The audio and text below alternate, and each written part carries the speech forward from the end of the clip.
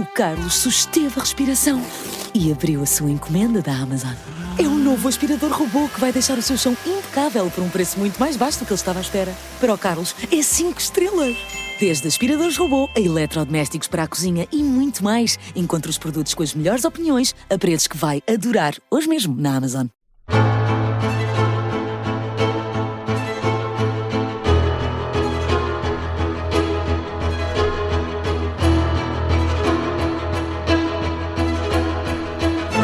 Vamos andar pelos 5 continentes aqui na Rádio Observador. Eu sou o João Costa e Silva, comigo está o José Rafael Lopes e, como sempre, contamos com a ajuda do historiador Bruno Cardoso Reis para olhar para a geopolítica internacional.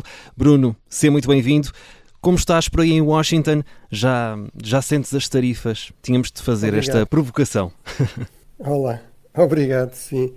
Está realmente toda a gente bastante preocupada, não é? Sobre os preços, sobre a disponibilidade de produtos. Não sei se já falei aqui nesse ponto, mas para mim é importante a questão do azeite, por exemplo. Nós costumávamos comprar num sítio grego, deixou de ter azeite, porque não só as pessoas começaram a comprar com receio dos preços, como eles deixaram de mandar vir porque não sabiam o que é que iam pagar, porque estava pendente este anúncio. Portanto, realmente, sim, já se nota aqui alguma diferença significativa. Os problemas são mesmo reais. Agora, o que prevalece é sobretudo a incerteza, não é? Ou seja, as dúvidas sobre quanto é que os preços vão subir, se uma parte dessa subida das tarifas vai ser absorvido pelos fornecedores, pelos distribuidores, pelos exportadores, se vai passar tudo para o cliente, no fundo para o consumidor final americano, mas pelo menos a única certeza é realmente a incerteza. Exatamente. E Bruno, é inevitável falar então das tarifas anunciadas por Donald Trump. É por aí que vamos começar estes 5 continentes. Que impactos têm no mundo as tarifas de Donald Trump, Bruno, e quais são os países ou regiões mais visados? Bem, os países mais visados e os continentes mais visados e no fundo o impacto global.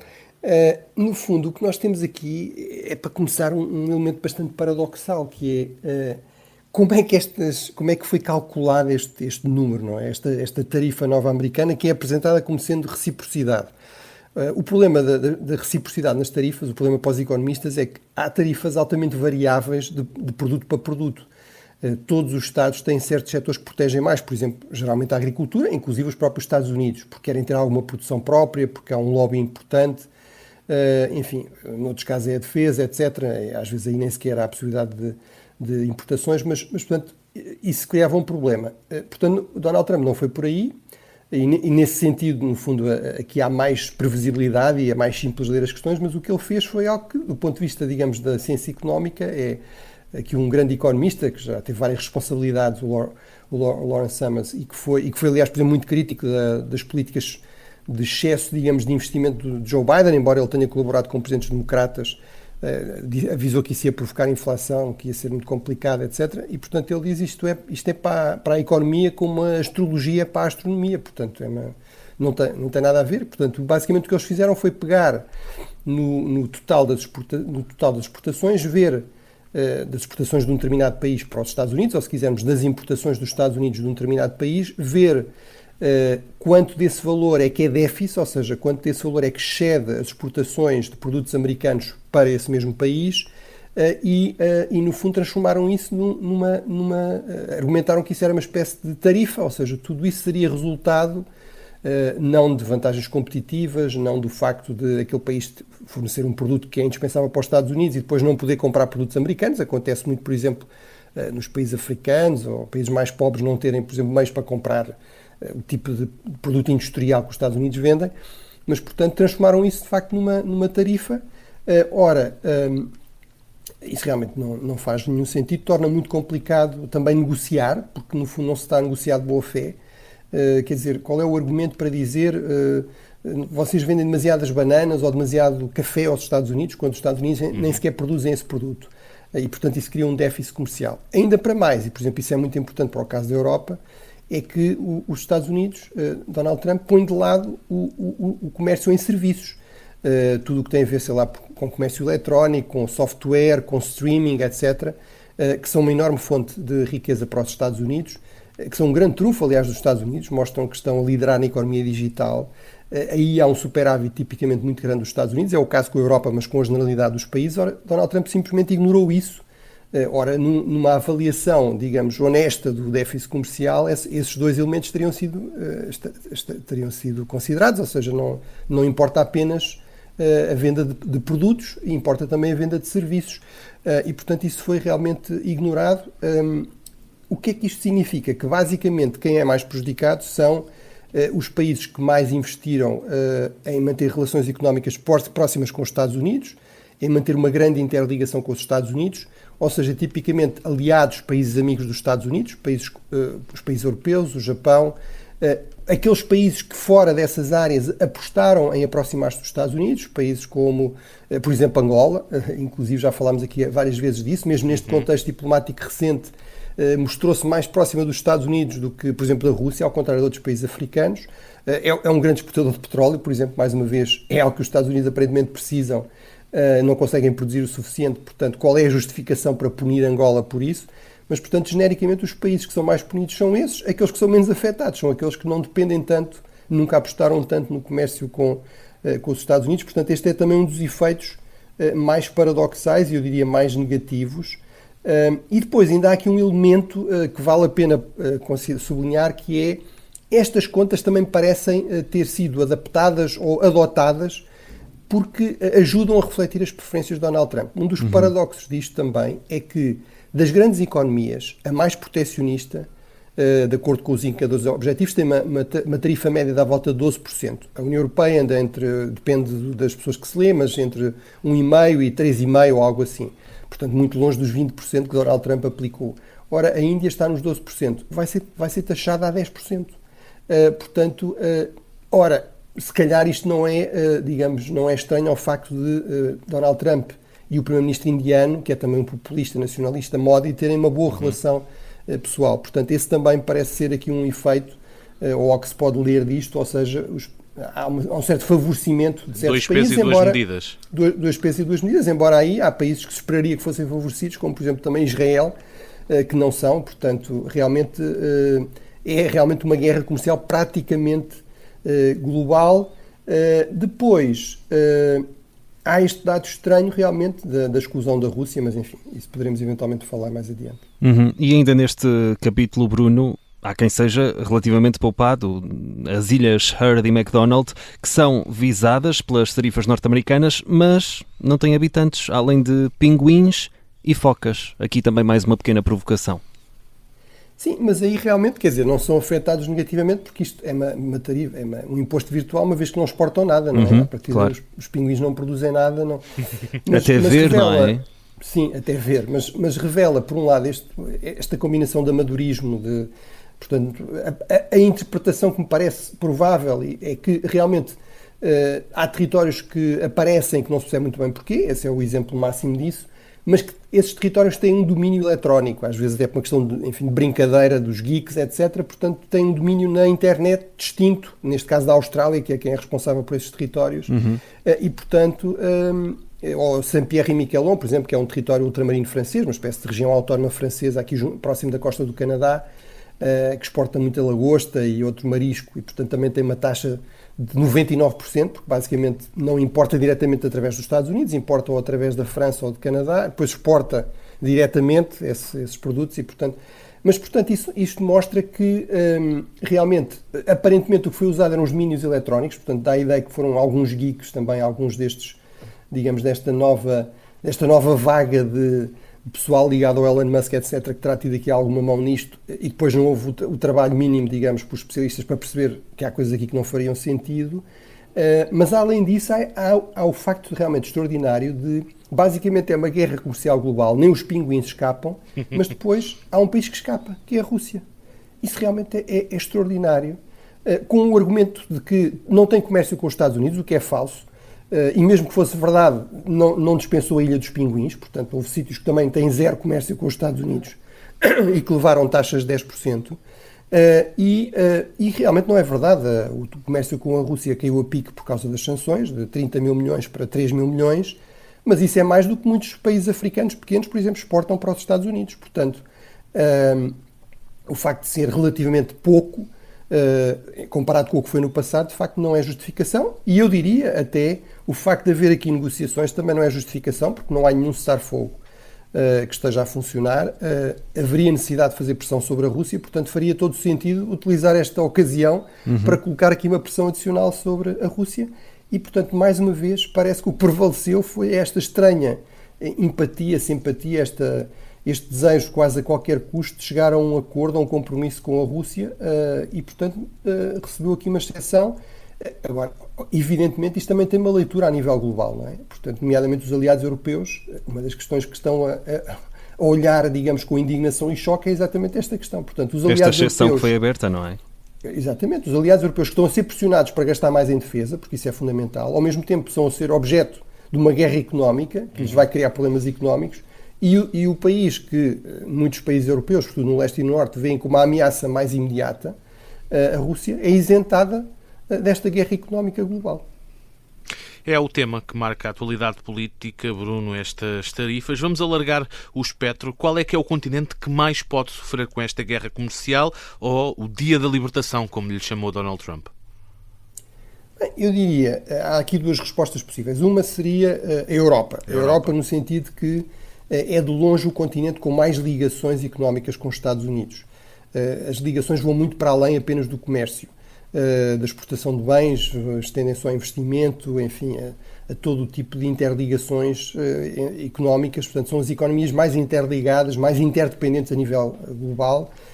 Portanto, tudo o que também seja mau para a economia americana também vai ter um impacto negativo na economia europeia, no resto do mundo, mas em termos específicos tem um peso maior na Europa. Portanto, essa é uma resposta possível. Eu diria que, se calhar, no entanto, o continente mais negativamente afetado, ou seja, onde o impacto relativo será maior e a capacidade de resposta será mais complicada, eventualmente, será a África. Já falámos aqui de Angola, mas, por exemplo, o Lesoto tem uma taxa de 66%, Madagascar taxas também acima dos 50%. Ora, isso são países bastante pobres, que estão agora a emergir como economias emergentes. Em muitos casos, de facto, absorveram, no fundo, setores económicos, por exemplo, o têxtil, que começou por ser, enfim, passado da Europa, de países pobres da Europa como Portugal, do Vale do Ave para a China, não é? Depois da China começou a passar para outros países mais baratos na Ásia, como o Bangladesh ou o Camboja. Agora está a ser um grande motor também do crescimento económico em África, em países como a Etiópia, ou lá está o Lesoto, ou Madagascar, etc. E, portanto, aí realmente, se esses setores não conseguirem absorver este impacto, se não conseguirem encontrar alternativas, se estas pessoas de repente são despedidas, se deixam de ter emprego, não há uma economia muito diversificada que possa facilmente absorver essas pessoas, e a probabilidade, no fundo, de termos pessoas desesperadas com pouco a perder, que possam ser mobilizadas para conflitos, não é? Para conflitos políticos, eventualmente até para conflitos violentos, vai aumentar. E, portanto, este é eventualmente o efeito mais dramático de tudo isto. É realmente a probabilidade de, sobretudo em países mais pobres, de facto isto ter um impacto altamente estabilizador que potencie novos conflitos, mais conflitos. Isto da parte de um presidente, Donald Trump, que dizia que queria ser o grande pacificador, queria que houvesse menos guerras no mundo, que é realmente um objetivo em si louvável, mas não parece estar a agir muito em conformidade com esse objetivo. E Bruno, vamos olhar para as reações, para aquela que está a ser a posição europeia. Já tivemos Ursula von der Leyen a abordar o tema e a vice-presidente da Comissão Europeia esteve aí, em Washington. Sim, teve aqui a vice-presidente Teresa Ribera, também tem estado com muita frequência o comissário com responsabilidade do comércio, mas no caso da vice-presidente esteve realmente também numa sessão em Georgetown, na universidade onde eu estou. Um pouco, obviamente, ela tem uma pasta que tem mais a ver com a competitividade e com a inovação, etc., e com a transição verde, etc., mas as questões foram todas muito neste sentido. E, portanto, eu percebo que é uma resposta difícil, percebo que é uma resposta difícil a vários níveis, que é em termos de estilo, no fundo aqui a ideia de que eventualmente Donald Trump reage mal a ataques pessoais, a coisas que o ponham em causa. Portanto, aí eu acho que se calhar pode-se fazer uma reação forte sem visar diretamente necessariamente o Presidente, mas em todo caso foi ele que decidiu abrir esta guerra, portanto acho que, enfim, ter algum cuidado, alguma habilidade diplomática, tudo bem, mas deixar-se paralisar por isso não me parece avisado. Há um outro aspecto mais substantivo, que é retaliar em termos de guerra económica, ou seja, de aplicar também tarifas, impostos alfandegários equivalentes aos produtos americanos que são exportados para a Europa. No fundo, aumentaria os problemas económicos resultantes desta crise, ou seja, resultaria também em estarmos a importar, no fundo, inflação para a economia europeia. Agora, parece-me evidente que tem de haver uma reação forte. Donald Trump só respeita a força. Parece-me evidente que não há que ter ilusões de que temos grandes aliados na administração Trump, como aconteceu no primeiro mandato, que estão dispostos, no fundo, a defender a importância das alianças com a Europa. Depois do Signalgate, por exemplo, ficou bastante evidente. Pelo contrário, há ali figuras-chave que têm um grande grau de hostilidade à Europa, que, no fundo, discutem não fazer um ataque contra os úteis que eles achavam que fazia sentido, porque isso pode beneficiar a Europa. E, portanto, acho que, desse ponto de vista, não me parece que a reação esteja a ser muito eficaz, muito francamente. Acho que estamos num tom que basicamente estamos muito tristes, vamos pensar no assunto, vamos resolver isto da forma habitual, levando o tempo que for preciso. Acho que essa mensagem é lida aqui como sendo uma mensagem de fraqueza, de indecisão, que só confirma as piores ideias, nomeadamente do setor trumpista em relação à União Europeia.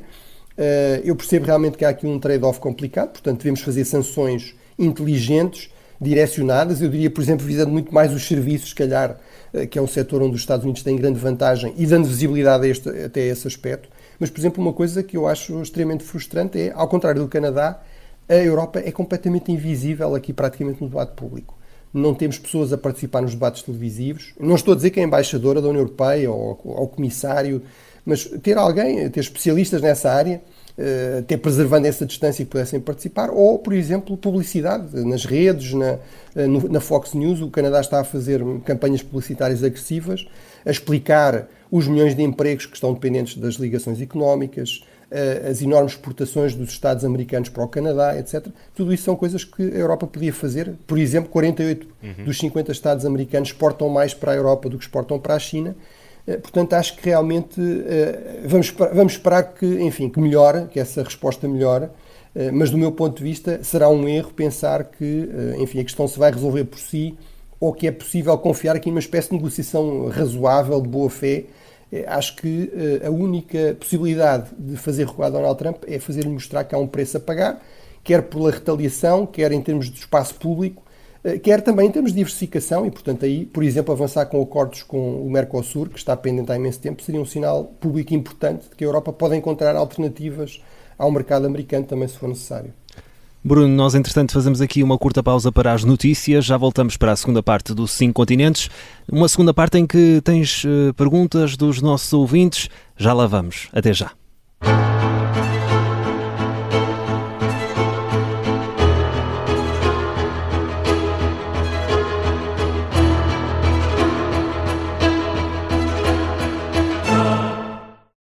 O Carlos susteve a respiração e abriu a sua encomenda da Amazon.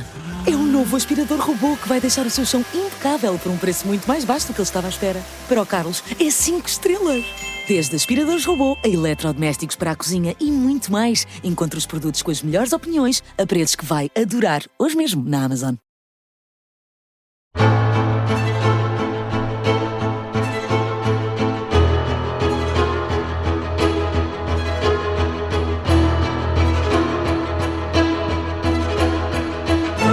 Estamos de regresso ao 5 Continentes, aqui na Rádio Observador, e estamos com o historiador Bruno Cardoso Reis a olhar para a geopolítica internacional.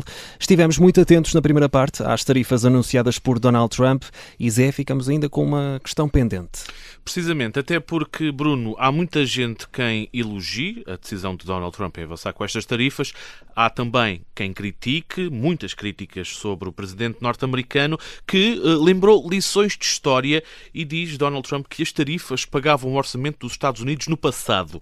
Ora, Bruno Cardoso Reis, isto faz algum sentido ou Donald Trump está aqui a contar uma história? Bem, faz algum sentido e ao mesmo tempo não faz, ou pelo menos não é bem o sentido que Trump lhe atribui. Ou seja, é verdade que não só os Estados Unidos, mas a maioria dos Estados, inclusive Portugal, no século XIX, e em muitos séculos antes disso, mas até basicamente ao século XX, em muitos casos não tinham imposto de rendimento, não tinham o que nós chamamos hoje o IRS, não é? Portanto, as pessoas só pagavam impostos indiretos, só pagavam imposto sobre o comércio, vamos dizer mais ou menos o equivalente do que hoje é o IVA, mas também, e muito, esta questão das tarifas, dos impostos alfandegários. Se nós virmos em Lisboa, um dos grandes edifícios históricos é realmente a alfândega, no Porto a mesma coisa, portanto isso era típico, nomeadamente das cidades portuárias, e realmente o Orçamento de Estado era em grande parte, ou basicamente era pago por esses impostos indiretos, sendo que a percentagem maior era realmente dos impostos alfandegários. Portanto, isso era assim nos Estados Unidos, era assim na generalidade dos países. Nos Estados Unidos, o imposto direto, digamos, o imposto sobre o rendimento, só é introduzido durante a Primeira Guerra Mundial, que é algo que também acontece noutros países, para ajudar a pagar o esforço de guerra. A questão é que o Estado era muitíssimo mais pequeno, quer dizer, não havia nada, enfim, grande parte do tipo de serviços públicos que os Estados outros prestam, de manutenção de infraestruturas, etc., nada disso existia, ou só começa a desenvolver-se lentamente no século XIX, e, portanto, realmente não se pode voltar ao passado. Portanto, esse aspecto, digamos, de que isto era, se já aconteceu, pode voltar a acontecer, realmente essa parte é que não faz nenhum sentido, seria impossível cobrir, digamos, com as tarifas isso, mas aquilo que Trump diz, enfim, há muitos elementos de incerteza, portanto não podemos ter certezas que não têm base para já, mas há uma parte que nós sabemos que podemos ter a certeza, que é realmente os vários objetivos que Trump elenca, seja à luz da história, seja à luz da lógica económica, simplesmente não funcionam. Ou seja, ele diz que vai cobrar 6 mil milhões, portanto, basicamente vai pagar o Estado americano com impostos alfandegários. Ora, para isso acontecer, os produtos têm de continuar a entrar, ou seja, só pagam imposto alfandegário se entrarem, se houver produtos a serem taxados. Ora, ele ao mesmo tempo diz, e vamos vender muito mais produtos americanos e vamos ter muito mais fábricas a produzir, ou seja, as pessoas vão comprar carros americanos e não carros europeus. Ora, as duas coisas são incompatíveis, quer dizer, se os carros europeus continuam a entrar, não vai haver espaço para esses carros americanos. Se são substituídos por carros americanos, ele não vai receber estes impostos alfandegários. E depois ainda não funciona a outros níveis, que é, por exemplo, mesmo para construir esses tais carros americanos, seria preciso haver enormes investimentos. Ora, este clima de incerteza é pouco propício a isso, não se sabe se as tarifas, porque ele também diz isto vai ser para negociar, portanto, mas vão baixar, vão-se manter durante o mandato de Donald Trump, o que é que acontece depois. Além disso, por exemplo, uma questão prática muito concreta, que muitos empresários americanos já estão a dizer mas nós, para fazermos carros, precisamos de ferro.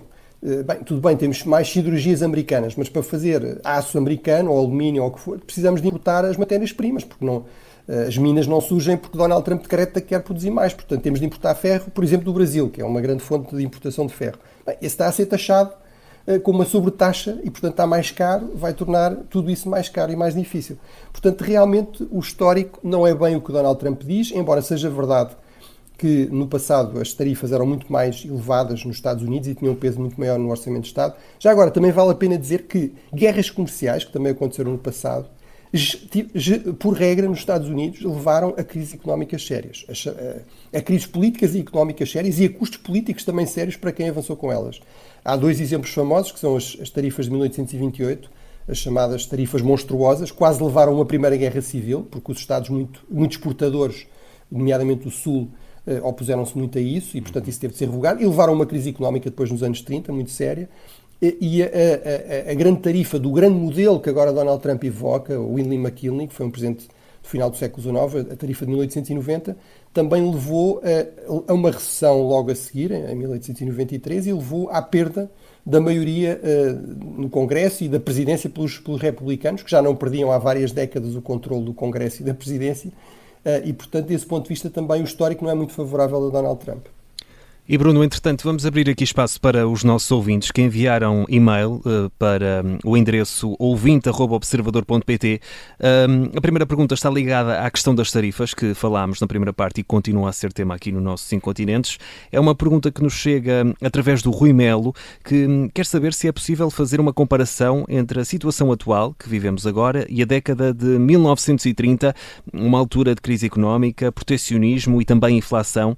Bruno, há aqui um paralelismo que podemos fazer, inclusive culminando numa guerra total, novamente? Isso é um cenário possível? Agradeço muito ao Rui Melo e também os elogios simpáticos que fez ao programa, mas e ser um ouvinte fiel, mas realmente é uma pergunta que faz todo sentido. Esse era o terceiro grande exemplo que eu iria dar, mas já sabia que tínhamos aqui esta pergunta na calha, portanto, esse é o terceiro grande exemplo.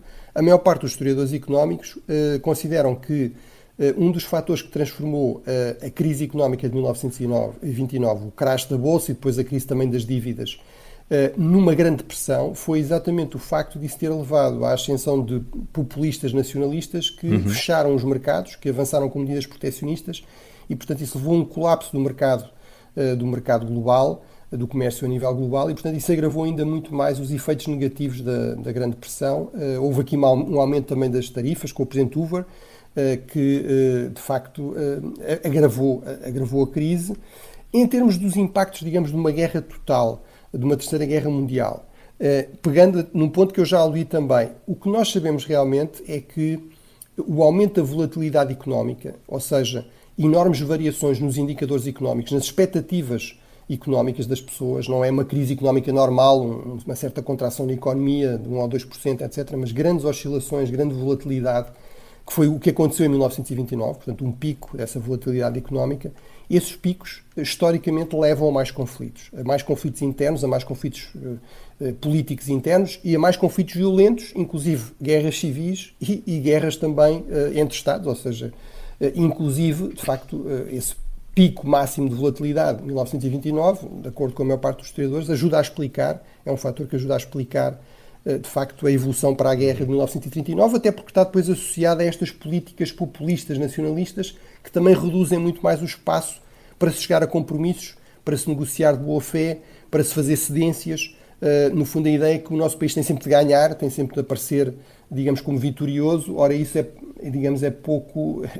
dá pouca margem para se chegar a saídas negociais, a compromissos que evitem, de facto, conflitos mais sérios. Apesar de tudo, eu diria, enfim, essa é uma tendência, não é uma completa inevitabilidade, sobretudo não levar necessariamente a uma terceira guerra mundial. Acho que é legítimo colocar a questão. Aí eu diria, apesar de tudo, há uma grande diferença, que é a existência de armas nucleares a partir de 1945, que funciona aqui como um grande limitador, digamos, na lógica de um conflito, pelo menos direto e total, entre grandes potências. Até agora tem-se evitado isso. Agora, que isto ajuda a tornar o mundo mais perigoso, mais propenso a conflitos, etc., a violência, isso parece-me bastante evidente. Ora bem, Bruno, temos mais uma pergunta que nos chega do Gabriel Silva, que pergunta se faz sentido a Europa investir muito em autonomia estratégica e diversificar parceiros, se isso seria uma estratégia mais inteligente. Isto porque Donald Trump tem um mandato de 4 anos e depois tudo poderia regressar à normalidade. É a pergunta que nos chega do Gabriel Silva. Bem, agradeço também ao Gabriel. É uma excelente questão, faz todo o sentido. Ou seja, vamos, por exemplo, reforçar muito o investimento em defesa europeia e na indústria militar europeia e deixar de estar tão dependente da garantia de segurança e até da compra de armamento nos Estados Unidos e depois, enfim, vamos ter novamente um regresso, vamos dizer assim, à normalidade. Eu diria, aqui a grande questão é se realmente teremos esse regresso à normalidade. Mesmo em relação ao primeiro mandato de Donald Trump, fui mostrando dúvidas de que o trumpismo, e que mesmo Donald Trump, mas que o trumpismo estavam, digamos, definitivamente mortos e que haveria uma viragem de página e um regresso do Partido Republicano às suas políticas tradicionais, inclusive de valorização das alianças, da Aliança Atlântica, em muitos casos até mais do que o Partido Democrático no passado. Parece-me que hoje em dia temos muito mais razões para manter essas reservas, ou seja, que o trumpismo não vai simplesmente desaparecer, que alguém como J.D. Vance, por exemplo, que é muito jovem, que é o atual vice-presidente e que tem claras ambições de, enfim, de no futuro vir a ser presidente, não sabemos se vai ser ou não, mas certamente terá algum futuro no Partido Republicano. Por exemplo, é alguém que parece muito mais hostil ainda, ideologicamente até em relação à Europa, do que o próprio Donald Trump, que em muitos casos parece procurar sempre mais acordos de curto prazo. E, portanto, isso leva-me a considerar que sim, além de que uma Europa mais forte, mais autónoma, terá mais capacidade negocial no futuro, seja com Donald Trump, seja com outros trumpistas.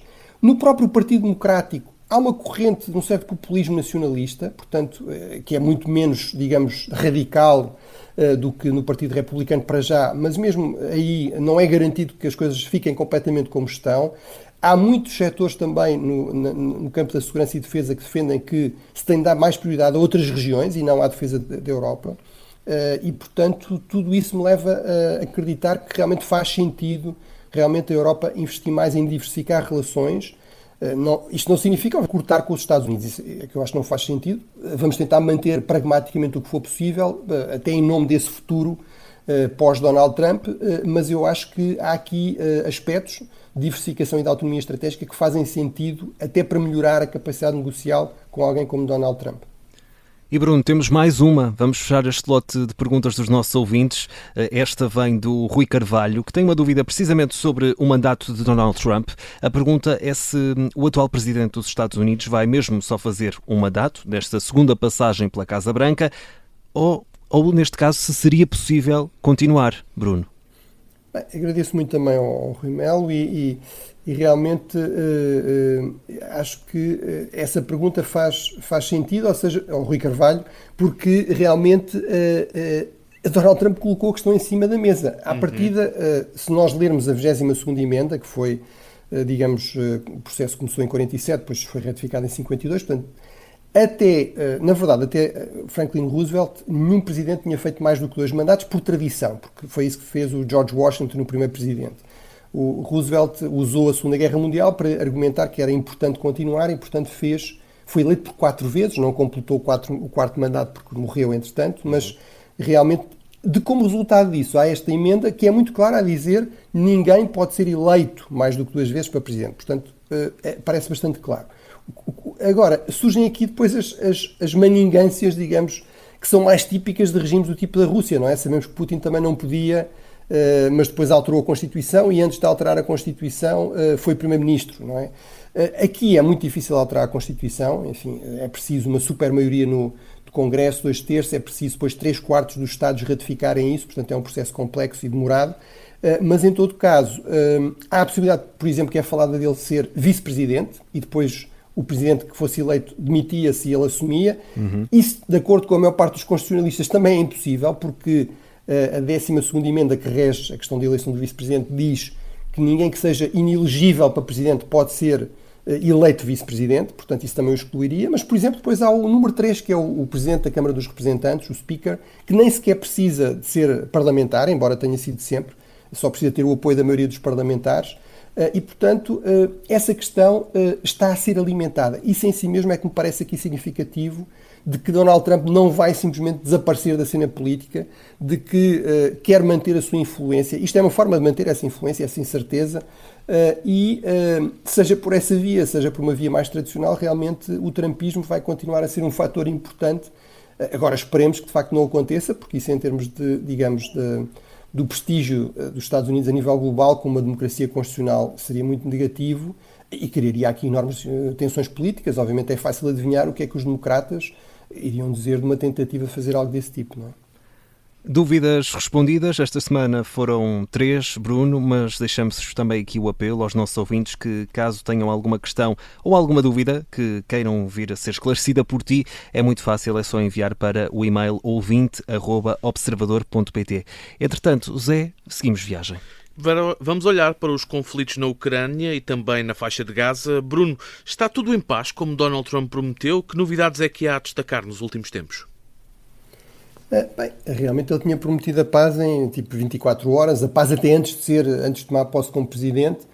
No caso do Médio Oriente até pareceu ter algum efeito positivo, ou seja, houve aqui uma coordenação entre Biden e Trump, entre os seus enviados para chegar a um cessar-fogo ainda nas vésperas da posse de Donald Trump, mas rapidamente ele realmente deu carta branca ao governo de Israel para uma guerra sem limites, até aparentemente para uma espécie de limpeza étnica de Gaza. E, portanto, enfim, espero que aqui os grandes amigos da Palestina, os árabes americanos, que em alguns casos ajudaram a dar a vitória a Donald Trump, estejam a apreciar este resultado. Ou seja, parece-me bastante evidente que Donald Trump não era bem o candidato da paz, que deu força aos setores mais radicais em Israel, até contra os próprios interesses, do meu ponto de vista, de segurança de Israel, pelo menos segurança a prazo, e, portanto, não estou nada otimista em relação a essa questão. O que vemos, pelo contrário, até em alguns casos, é a expansão do conflito. Das últimas notícias temos que Israel está não só a expandir operações em Gaza, mas até no sul da Síria, na própria Cisjordânia, mas nomeadamente no sul da Síria, isso é bastante significativo. Em relação à Ucrânia também, como sabemos, no fundo temos à partida e até formalmente cessar-fogos que já são extremamente limitados, mas mesmo esses não estão a ser realmente implementados e não parece haver da parte da administração Trump, para já pelo menos, a vontade e a capacidade de fazer pressão real sobre a Rússia, de aumentar a pressão sobre a Rússia, que poderia eventualmente levar Vladimir Putin, que está também numa situação difícil em termos económicos, em termos de baixas, etc., a considerar que pelo menos um cessar-fogo poderia ser um cessar-fogo de boa fé, com alguma durabilidade, poderia ser uma boa opção. Vamos ver, aí a incerteza é maior, vamos ver se isso muda, mas à partida também a minha percepção é que esta ideia de que Donald Trump tende a favorecer líderes autoritários, tende a ver líderes autoritários como exemplos de força que ele respeita e tende a ver os líderes democráticos como exemplos de fraqueza, de facto acaba por criar este paradoxo que é, ele muitas vezes parece ter mais simpatia e compreensão por Putin e pelos seus problemas do que propriamente por Vladimir Zelensky ou pelos aliados europeus, vizinhos da Rússia e da Ucrânia, que se sentem ameaçados pela própria Rússia. E, entretanto, Bruno, soubemos que o presidente da Coreia do Sul foi mesmo afastado pelo Supremo Tribunal. O que é que se segue e que impacto regional e global é que poderá ter esta situação?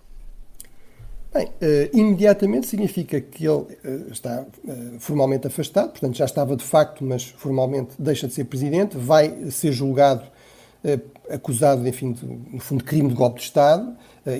Esta decisão ainda não é sobre isso, é simplesmente sobre o fim de funções, digamos assim. Foi tomada por unanimidade, isso é importante, em termos de deixar claro que não há aqui a questão dos juízes mais à direita ou mais à esquerda. E também é claro que vai haver eleições no prazo máximo de 60 dias, é isso que diz a Constituição.